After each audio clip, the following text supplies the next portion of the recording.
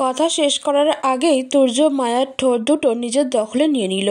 মায়ার পুরো শরীর কিছু মুহূর্তের জন্য অবশ হয়ে গেল।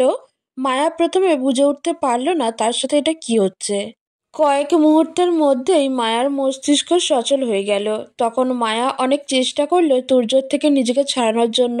মায়ার দম বন্ধ হয়ে আসছিল, কিন্তু তুর্যর মতো বলিষ্ঠ দেহের অধিকারী একজন পুরুষের হাত থেকে নিজেকে ছাড়ানো মায়ার পক্ষে সম্ভব হলো না। পুরো 2 মিনিট পরে তুর্য মায়াকে ছেড়ে দিল। তুর্যর থেকে ছাড়া পেয়ে মায়া জোরে জোরে নিঃশ্বাস নিতে শুরু করে। তখন তুর্য মায়ার কানের কাছে এসে ফিসফিস করে বলতে থাকে, এটুকুতেই এই অবস্থা? তাহলে যেদিন পুরো আমিটাকেই তোমার নামে লিখে দিব সেদিন কি করবে তোমার?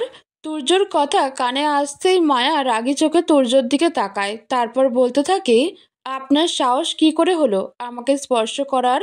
কোন অধিকারে আপনি আমাকে স্পর্শ করলেন? সেদিন তোমাকে জুয়েলারি শপ থেকে ডায়মন্ডের যেই নেকলেস 2টা কিনে দিয়েছি, ওই নেকলেস 2টার দাম ছিল 70 লক্ষ টাকা। আর আমাদের বিয়ের সময় মোহরানা নির্ধারিত করা হয়েছিল 50 লক্ষ টাকা।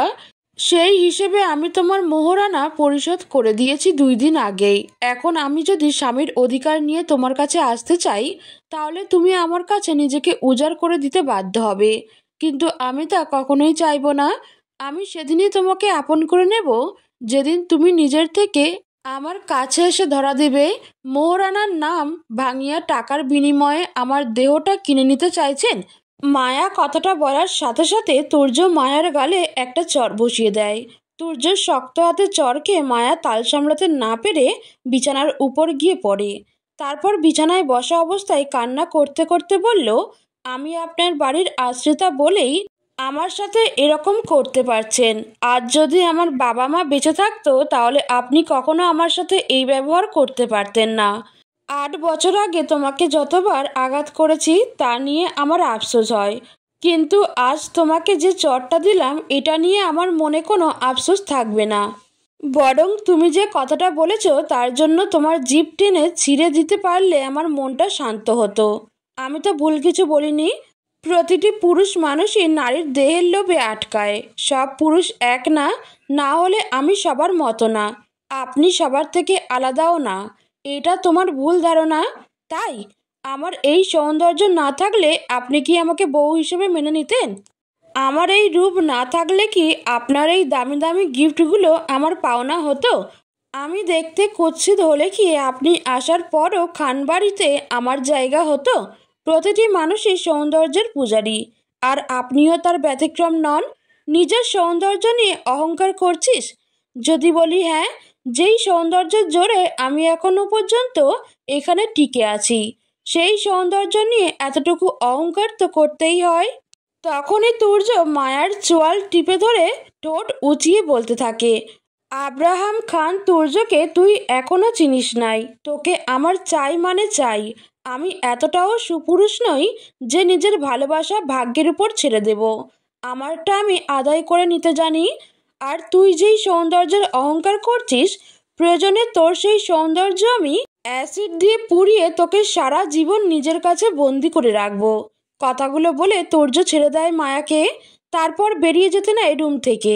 দরজার কাছে যেতেই তুর্য আবার ঘুরে তাকায় মায়ার দিকে। মায়ার দিকে তাকিয়ে বলতে থাকে, আজ চলে যাচ্ছি তোর কাছ থেকে। খুব তাড়াতাড়ি তুই নিজে আসবি আমার কাছে। তখন কিন্তু আমার হাত থেকে কেউ তোকে বাঁচাতে পারবে না। কথাগুলো বলে তুর্য চলে যায় সেখান থেকে। তুর্য চলে যাওয়ার কিছুক্ষণ পর মায়া গিয়ে দাঁড়ালো আয়নার সামনে। নিজেকে ভালো করে দেখতে থাকলো। চড় মারার ফলে তুর্যর হাতের 5টা আঙুলের দাগ মায়ার গালে বসে গেছে। নিজের এই অবস্থা দেখে আয়নার সামনে দাঁড়িয়ে মায়া অনেকক্ষণ কান্না করে। কিছুক্ষণ পর নিচে শোরগোল শুরু হয়। সবার মুখে শোনা যায় বরযাত্রী চলে এসেছে। তাই মায়া আর দেরি না করে ওয়াশরুমে গিয়ে চোখে মুখে একটু পানি দিয়ে নেয়। তারপর আলমারি থেকে গোল্ডেন কালারের একটি গাউন বের করে তা পরে নেয়। গাউনটি পরে আয়নার সামনে এসে ফাউন্ডেশন এবং ব্রাশের সাহায্যে থাপ্পড়ের দাগগুলি ঢাকার চেষ্টা করছে। নিচে অনেক লোকজন আছে। এতগুলো মানুষের মাঝে কোনো বিব্রতকর পরিস্থিতিতে পড়তে চায় না। সুন্দর মতো তৈরি হয়ে মায়া নিচে চলে গেল। তখনই একটা বাচ্চা এসে জানালো তন্নি নাকি অনেকক্ষণ যাবৎ মায়াকে খুঁজছে। তাই মায়া আর দেরি না করে তন্নিকে যেই রুমে সাজানো হচ্ছে সেই রুমে চলে গেল। মায়া গিয়ে দেখলো তন্নিকে সাজানো শেষ হয়েছে। বউ সাজে তন্নিকে অপূর্ব লাগছে। তন্নি মায়াকে আসতে দেখেই বলতে শুরু করলো, কি রে, কোথায় গিয়ে মরেছিলি? সে কখন বললি রেডি হয়ে আসছি, তারপর তো তোর আর কোনো খবরই নেই। বলতে বলতে তন্নি মায়ার মুখের দিকে তাকালো।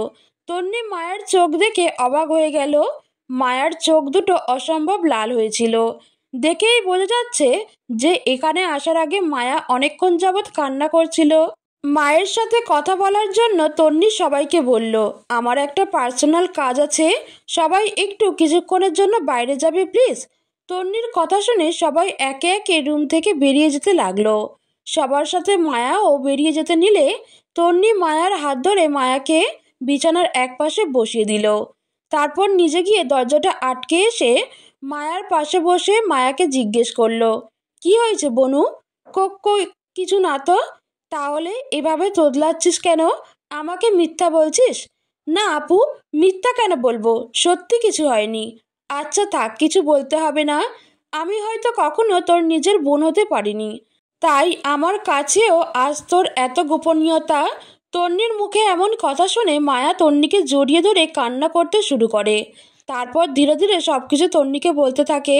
তন্নি মায়াকে জড়িয়ে ধরে মায়ার মাথায় হাত বুলাতে বুলাতে ভাবতে থাকে, বাচ্চা মানুষ না হয় ভুল করে একটা কথা বলে ফেলেছে, আর ভাই তাকে এমন করে মারবে?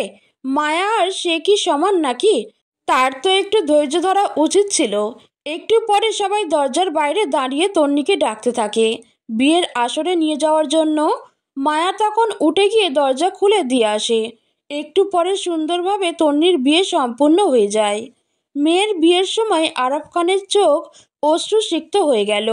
বিয়ে পড়ানো শেষ করে আরাফ খান নীরবের হাতে তন্নিকে তুলে দিয়ে ভাঙা গলায় বলল, বাবা, আমার কলিজার টুকরোটাকে তোমার হাতে তুলে দিলাম, ওকে একটু দেখে রেখো।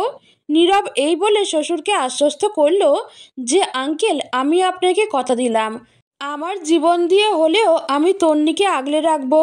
বিদায়ের সময় আতিয়া বেগম, মায়া এবং তন্নির ফুপিরা কান্নায় ভেঙে পড়ে। কান্নার এক পর্যায়ে তন্নি নিজেও জ্ঞান হারায়। তাই নীরব নিজে তন্নিকে গাড়িতে উঠিয়ে নিয়ে যায়। তন্নির বিয়ের পরে কেটে যায় 7টা দিন। গতকাল রাতের ফ্লাইটে তন্নি ও নীরব পাড়ি জমিয়েছে অস্ট্রেলিয়াতে। নীরব অস্ট্রেলিয়ার অনেক বড় একজন হার্ট সার্জন। এই 7 দিনের মধ্যে তুর্যকে আর মায়ার আশেপাশে দেখা যায়নি। খাবার টেবিলেও দুজন সামনাসামনি হয়নি। তুর্য যখন খাবার খেত তখন মায়া নিচে আসতো না।